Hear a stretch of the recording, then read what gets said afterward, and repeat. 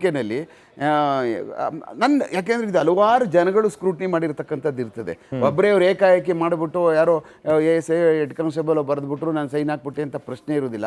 ಯಾಕೆಂದರೆ ಇದು day to day scrutiny ಆಗ್ತಾ ಇದ್ದದ್ದು, ಮತ್ತು ಈ ಪಿಗಳು ರೆಗ್ಯುಲರಾಗಿ ಟಚ್ ಇದ್ದಂಥದ್ದು, ಏನು ಮಾಡಬೇಕು, ರಿಮೈಂಡ್ ಅಪ್ಲಿಕೇಶನ್ ಏನು ಬರೀಬೇಕು, ಏನು ಬರೀಬಾರ್ದು ಅಂತ ಅನ್ನೋದು ಪ್ರತಿಯೊಂದೂ ಸಹ ನಾಲೆಡ್ಜ್ ಇದೆ ಈ ಕೇಸ್ ಆಗಿರೋದ್ರಿಂದ ಈಗ ಹೇಳ್ತಾ ಇದ್ದಾರೆ. ಇನ್ನು ಪ್ರಾಸಿಕ್ಯೂಷನ್ ಸೈಡ್ ಬರುತ್ತೆ ನೋಡಿ, ಆ ಸಮಯದಲ್ಲಿ ಇವ್ರು ಏನೇನು ಹೇಳಿದ್ರು ಸಂಬಂಧಪಟ್ಟಂಗೆ ಅವ್ರ ಹತ್ರ ಏನು ಮೆಟೀರಿಯಲ್ ಇದೆ ಅವ್ರು ಹೇಳ್ತಾ ಇದ್ದಾರೆ. ಹೇಳಿ ಕೆಲವಷ್ಟು ವಿಚಾರಗಳನ್ನೆಲ್ಲೂ ಈಗಲೇ ಕನ್ಕಾಕ್ಷನ್ನು, ಈಗಲೇ ಫ್ಯಾಬ್ರಿಕೇಶನ್ ಎಲ್ಲ ಮಾಡಿದ್ದಾರೆ ಅಂತಂದಾಗ fabrication of evidence it's self on offence. ಅದು ನಮ್ಮ ಮೇಲೆ ಕೇಸ್ ರಿಜಿಸ್ಟರ್ ಮಾಡ್ಬಿಡ್ಬೋದು. ಅದು ಹೆಂಗ್ ಮಾಡೋಕ್ಕಾಗ್ತದೆ? ಫ್ಯಾಬ್ರಿಕೇಶನ್ ಆಫ್ ಎವಿಡೆನ್ಸ್ ನ ಮಾಡೋಕ್ ಸಾಧ್ಯನೇ ಆಗೋದಿಲ್ಲ.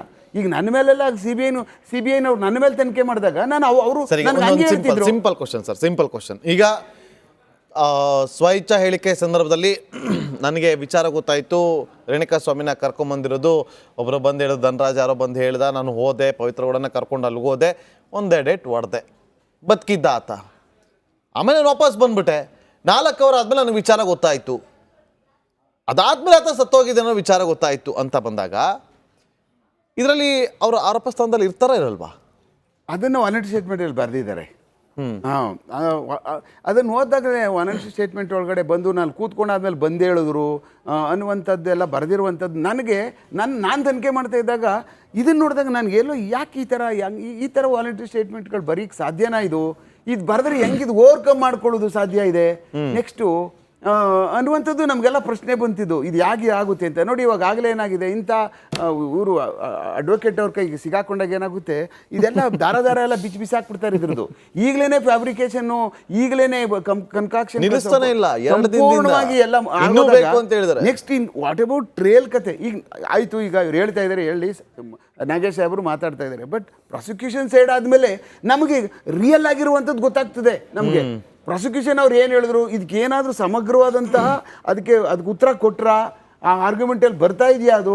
ಇವ್ರು ನಾಗೇಶ್ ಸಾಹೇಬ್ರು ಏನು ಹೇಳಿದ್ರಲ್ಲ, ಪ್ರಾಸಿಕ್ಯೂಷನ್ ಸಾಹೇಬ್ರು ಅವ್ರು ಏನು ಹೇಳ್ತಾರೆ ಅನ್ನೋದ್ರ ಮೇಲೆ ನಾವು ನಿರ್ಣಯ. ಯಾಕೆಂದರೆ ನಮ್ಮ ದಾಖಲಾತಿಗಳು ಏನು ಮಾಡಿದ್ದಾರೆ ಅಂತ ಪೂರ್ಣ ಪ್ರಮಾಣದಲ್ಲಿ ಓದಲಿಲ್ಲ. ಚಾರ್ಜ್ ಶೀಟ್ ತರ್ಸ್ಕೊಂಡು ಓದ್ಬಿಟ್ರೆ 100% ಗೊತ್ತಾಗೋಗುತ್ತೆ ಇದರಲ್ಲಿ ಎಲ್ಲಿ ಎಡವಟ್ಟು ಮಾಡ್ಕೊಂಡಿದ್ದಾರೆ, ಎಲ್ಲಿ ಏನೇನೆಲ್ಲ ಮಾಡಬೇಕಾಗಿತ್ತು ಮಾಡಲಿಲ್ಲ ಅಂತ. ಆಮೇಲೆ ತನಿಖೆ ಮಾಡೋದು ಅದೇ ಕೆಲಸ ಅಲ್ವಾ ಸರ್? ಚಾರ್ಜ್ ಶೀಟ್ ಅನ್ನ ಇಟ್ಕೊಂಡು ಎಲ್ಲಿ ಮಿಸ್ಟೇಕ್ ಮಾಡಿದ್ದಾರೆ ಅದನ್ನ ಇಟ್ಕೊಂಡು ಆ ಪಾಯಿಂಟ್ ಮೇಲೆ ಇನ್ವೆಸ್ಟ್ ಅಂದ್ರೆ ಅವ್ರ ವಾದವನ್ನ ಮಂಡನೆ ಮಾಡ್ತಾ ಹೋಗೋದು. ತನಿಖೆ ಯಾವತ್ತೂ ಅಷ್ಟೇ ಹೀಗೆ ಅಂತ ಇಲ್ಲ, ತನಿಖೆನ ಅವನವನ ಬುದ್ಧಿಮತ್ತೆಗೆ ಮಾಡ್ಕೊಂಡು ಹೋಗ್ತಾನೆ. ಒಂಥರ ಬಟ್ಟೆ ಇದೆ, ಹಂಗೆ ರೈಮಂಡ್ಸ್ಗೆ ಹೋದ್ರೆ ರೈಮಂಡ್ಸ್ ಬಟ್ಟೆ ವಿಚಾರ ಬರ್ತೀನಿ ಉಮೇಶ್ ಸರ್ ಬರ್ತೀನಿ. ದಿನೇಶ್ ಅವರೀಗ ಒಂದು ವಿಚಾರವನ್ನ ಪ್ರಸ್ತಾಪ ಮಾಡಿದ್ರು, ಅಲ್ಲಿ ಬಟ್ಟೆನ ತಗೊಂಡೋಗಿ FSL ಕೊಟ್ಟರು.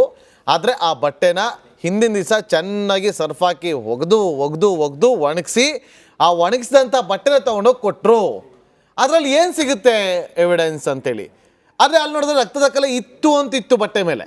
ಈಗ ಅಲ್ಲಿ ನೋಡಿದ್ರೆ ರಕ್ತದ ಕಲೆ ಇಲ್ಲ ಅಂತ ಇವರು ವಾದವನ್ನ ಮಂಡನೆ ಮಾಡ್ತಾರೆ. ಹೌದಾ? ಒಮ್ಮೆ ರಕ್ತದ ಕಲೆ ಇರುವಂಥ ಬಟ್ಟೆನ ತಗೊಂಡೋಗಿ ವಾಶ್ ಮಾಡಿಬಿಟ್ರೆ, ಸರ್ಫ್ ಹಾಕಿನೋ ಇನ್ನೊಂದು ಹಾಕಿನೋ ಉಜಾಲನೇನೋ ಒಂದು ಹಾಕಿ ವಾಶ್ ಮಾಡಿಬಿಟ್ರೆ ಆ ರಕ್ತದ ಕಲೆ ಹೋಗ್ಬಿಡುತ್ತಾ? ಅದರಿಂದ ಏನು ಪ್ರೂವ್ ಮಾಡೋದಕ್ಕೆ ಆಗೋದಿಲ್ವಾ? ಏನು ಸಾಕ್ಷಿಗಳು ಸಿಗೋದಿಲ್ವಾ ದಿನೇಶ್ ರಾವ್ ಅವರೇ? ಅಲ್ಲ, it's A doctrine of common knowledge ಅಂತೀವಿ ನೋಡಿ. ಒಂದ್ಸಲಿ ಬಟ್ಟೆನ ನೀವು especially detergents which contains lot of ಆಲ್ಕಲೀಸ್, so ಅದನ್ನ ಯೂಸ್ ಮಾಡಿ ಒಗೆದಾಗ ಡೆಫಿನೆಟ್ಲಿ ರಕ್ತ ಏನೇ ಇದ್ರು ಅದು ಅಳಿಸೋಗತ್ತ, ಅಂದ್ರೆ definitely it will get destroyed. But ಆ ತರ ಆಗಿರ್ತಕ್ಕಂಥ ಬಟ್ಟೆ ಮೇಲೆ ರಕ್ತದ ಕಲೆ ಇದ್ರೆ definitely that's a very valid ground for fabrication. That is a very good argument. ಒಂದು, ಈಗ ಇಲ್ಲ ಬಟ್ಟೆನ ಒಗೆದಿಲ್ಲ, ಬರೀ ನೀರಲ್ಲಿ ನೆನೆ ಹಾಕ್ಬಿಟ್ಟು ಅದನ್ನ ಒಣಗಿಸಿದ್ದಾರೆ ಅಂದ್ರೆ ರಕ್ತದ ಕಲೆಗಳು ಇದ್ದೇ ಇರುತ್ತೆ. So there are 2 different things. ನೀರಲ್ಲಿ ನೆನೆ ಹಾಕ್ಬಿಟ್ಟು ಒಣಗಾಕದಾಗ ನಿದರ್ಶನ ಬೇರೆ, ನೀ ಬಟ್ಟೆನ ತೊಳೆದ್ಬಿಟ್ಟು ಡಿಟರ್ಜೆಂಟ್ ಹಾಕ್ಬಿಟ್ಟು ದೆನ್ ಅದನ್ನ ಬ್ರಷ್ ಮಾಡಿ ಅದ ನಂತರ ಅದು ಒಣಗಿಸಿದಾಗ ಅದರಲ್ಲಿ ರಕ್ತದ ಕಲೆ ಇರ್ಲಿಕ್ಕೆ ಸಾಧ್ಯನೇ ಇಲ್ಲ, ಅದರಲ್ಲಿ ಸಂಶಯನೇ ಬೇಡ. ಸೊ ಯಾಕಂದ್ರೆ ಫಾರ್ ಎಕ್ಸಾಂಪಲ್ ನಾನೇ ಹೇಳ್ತೀನಿ, ಈಗ ಜಿಗಣಿ ಲಿಮಿಟ್ಸ್ ಅಲ್ಲಿ ನಾನು ಒಂದು ಕೇಸ್ ಮಾಡಿದ್ವಿ. ನಾನು ಕ್ರೈಮ್ ಸೀನ್ ಎಕ್ಸಾಮಿನೇಷನ್ ನಾನು ಹೋದಾಗ ಅಲ್ಲಿ ಬಟ್ಟೆಗಳನ್ನ ತೆಕೊಂಡಿದ್ದೆ. ಆ ಬಟ್ಟೆಗಳನ್ನ ಬಕೆಟ್ ಅಲ್ಲಿ ನೀರಲ್ಲಿ ಹಾಕಿ ಇಟ್ಟಿದ್ರು. ಅದೇ ಬಟ್ಟೆನಲ್ಲಿ ನೀರ್ ಹಾಕಿದ್ದನ್ನ ನಾನು ಅದನ್ನ ಡಿಟೆಕ್ಟ್ ಮಾಡಿ ಅದನ್ನ ನಾವು ಫೋರೆನ್ಸಿಕ್ ಲ್ಯಾಬ್ ತಗೊಂಡೋದಾಗ ಅದರಲ್ಲಿ ರಕ್ತದ ಕಲೆಗಳು ಸಿಕ್ತು. ಅದು 1 ದಿವಸದ ನಂತರ. So that the context is different. But if the clothes has been wash, ಆ ವಾಶ್ ಆದಾಗ ರಕ್ತದ ಕಲೆ ಇರ್ಲಿಕ್ಕೆ ಸಾಧ್ಯ ಇಲ್ಲ. ಅಕಸ್ಮಾತ್ ಏನಾದ್ರೂ ರಕ್ತದ ಕಲೆ ಅಂತ ಪರಿಸ್ಥಿತಿನಲ್ಲಿ ಕಂಡು ಬಂದ್ರೆ definitely it's a very good establish case for fabrication. ಅಂದ್ರೆ ಈಗ ಇದೇನಾದ್ರು ಮೈನಸ್ ಆಗುತ್ತಾ ಈಗ ಇನ್ವೆಸ್ಟಿಗೇಷನ್ ಆಫೀಸರ್ಗೆ ಈ ವಿಚಾರದಲ್ಲಿ ಏನಾದ್ರು? ಅಲ್ಲ ನೋಡಿ, ಒಂದು ಇದು argument from the defence. May be true, may not be true. How the prosecution will take we don't know. ಯಾಕಂದ್ರೆ ಒಂದು ರಕ್ತದ ಕಲೆ ಆಗಿದ್ದು ವಾಶ್ ಆಗಿದ್ದಕ್ಕೆ ನಮ್ಮ ಹತ್ರ ಏನ್ ಎವಿಡೆನ್ಸ್ ಇಲ್ಲ to say that it has been washed ಅಂತ. ಸೊ ಅದನ್ನ ಎಸ್ಟಾಬ್ಲಿಷ್ ಮಾಡೋದು it is the now the liability of the defence to establish ಹೌದು ನಾವು ವಾಶ್ ಮಾಡಿದೀವಿ ಅಂತ ತೋರಿಸ. ಪ್ರಾಸಿಕ್ಯೂಷನ್ ಬರೋಕ್ ಸಾಧ್ಯ ಇಲ್ಲ ಅದು.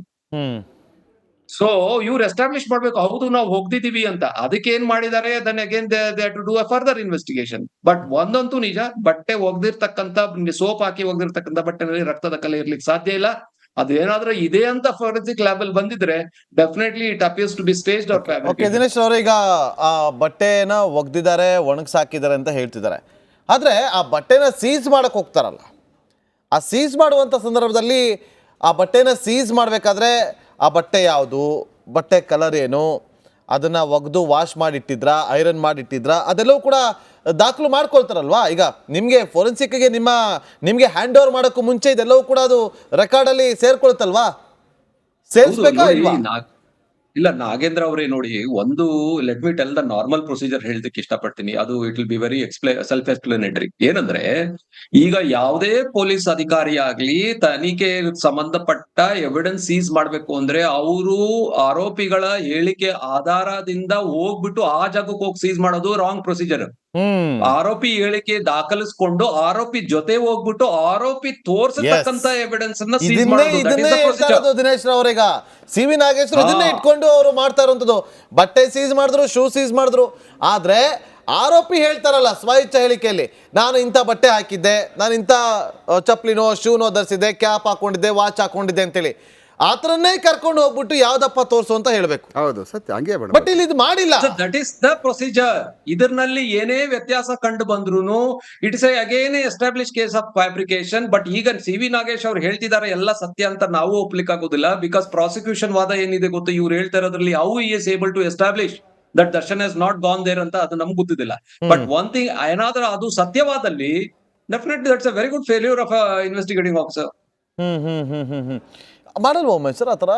ಯಾಕೆ ಇದು ಅವ್ರನ್ನ ಕರ್ಕೊಂಡೋಗಿ ಮಾಡ್ಬೋದಿತ್ತು. ಅಲ್ಲಿ ನಾವು ಕೇಳಿದಾಗ ಇಲ್ಲ, ಅಲ್ಲಿ ಕ್ರೌಡ್ ಸೇರ್ಬಿಡ್ತಾರೆ, ಜನ ಸೇರ್ಬಿಡ್ತಾರೆ, ಅಭಿಮಾನಿಗಳು ಗಲಾಟೆ ಮಾಡ್ಬಿಡ್ತಾರೆ. ಈಗ ಅವರು ಕರ್ಕೊಂಡು ಹೋಗೋ ಸ್ಥಿತಿಯಲ್ಲಿ ಇರ್ತಾರೆ. ಇಲ್ಲ, ಯಾವುದೇ ಒಂದು ವಿಚಾರ, ಈಗ ವಿಜಯಲಕ್ಷ್ಮಿ ಅವ್ರು ಇರುವಂತ ಒಂದು ಫ್ಲಾಟ್ಗೆ ಅವ್ರನ್ನ ಕರ್ಕೊಂಡು ಹೋಗ್ಬೇಕು ಅಂತಂದ್ರೆ ಅವ್ರ ಪರ್ಮಿಷನ್ ತಗೋಬೇಕಾ? ಇಲ್ಲ ತಾನೆ, ನಥಿಂಗ್ ಡೂಯಿಂಗ್. ಕರ್ಕೊಂಡು ಹೋಗ್ಬೇಕು. ಆದ್ರೆ ಕರ್ಕೊಂಡು ಹೋಗ್ಲೇ ಇಲ್ಲ. ಎಲ್ಲೋ ಒಂದ್ ಕಡೆ ಬೇಕಾಗಿರುವಂತ ಜಾಗ ಕರ್ಕೊಂಡೋದ್ರು, ಪಟ್ಟಣಗೆರೆ ಶೆಡ್ ಕರ್ಕೊಂಡು ಹೋದ್ರು. ಅಲ್ಲ, ಅವಾಗ ರಿಕವರಿನೇ ಆಗಲ್ಲ ಅದು. ಈಗ 27 ಆ್ಯಕ್ಟಲ್ಲಿ ಏನು 27 ರಿಕವರಿ ರಿಗಾರ್ಡಿಂಗ್ ರಿಕವರಿ ನಮ್ಮನ್ನು ಕರ್ಕೊಂಡೋಗಿ ಪಂಚರ್ ಮುಂದೆ ತಗೊಂಡೋಗ್ಬಿಟ್ಟು ತಗೊಂಡೋಗಿ ಪಂಚರ್ ಮುಂದೆ ಇಡ್ತಾನೆ, ನಮ್ಮ ಮುಂದೆ ಪಂಚರ್ ಮುಂದೆ. ಪಂಚಾರೆಲ್ಲ ನೋಡ್ತಾರೆ, ದೇ ಅಸೆಟೈಂಡ್ ಇದೇ ಶರ್ಟು ಅಂತ ಹೇಳ್ತಾನೆ. ಅದು ಸರಿ, ಅದನ್ನ ಅದ್ರಲ್ಲಿ ಎಲ್ಲಿ ರಕ್ತದ ಕಲೆ ಏನಾರು ಇದೆ ಅದ್ರ ಬರೀತೀವಿ. ಪಂಚರ್ಗೆ ಗೊತ್ತಿರುತ್ತೆ ಸರ್. ಈಗ ಅಲ್ಲ, ನಾವು ಕರ್ಕೊಂಡು ಹೋಗ್ತೀವಿ ಪಂಚರ್ನ, ಕರ್ಕೊಂಡೇ ಹೋಗ್ಬೇಕಲ್ಲ ಪಂಚರ್ನ. ಅಲ್ಲ, ಪಂಚರ್ ಅವರು ಈಗ ಪಂಚರ್ ಈಗ ನಾವು ಏನೇ ಸೀಸರ್ ಮಾಡ್ಕೋಬೇಕಾದಾಗ ನಮ್ ಮುಂದೆ ಒಂದು ಸ್ಟೇಟ್ಮೆಂಟ್ ಕೊಟ್ಟಿರ್ತಾನೆ. ಆ ಸ್ಟೇಟ್ಮೆಂಟು ಈ ತರ ಇದೆ ಅಂತ ಹೇಳಿ ಪಂಚರ್ಗೆ ಹೇಳ್ತೀವಿ, ಈ ತರ ನೋಡಿ, ಈ ತರ ಕೊಟ್ಟಿದ್ದಾರೆ, ಈ ತರ ಇಂಥ ಕಡೆ ಏನೇನೋ ಸಾಮಾನು ಇಟ್ಟಿದ್ದಾನಂತೆ, ನೀವು ಬರ್ತೀರಾ? ಖಂಡಿತ ನಾವು ಬರ್ತೀವಿ. ಆಯ್ತು, ಈ ತರ ಏನ್ ಹೇಳಿದಾರೋ ಇದ್ರ ಪ್ರಕಾರ ನಡೀರಿ, ಕರ್ಕೊಂಡು ಹೋಗೋಣ ಅಂತ ಹೇಳ್ತೀವಿ.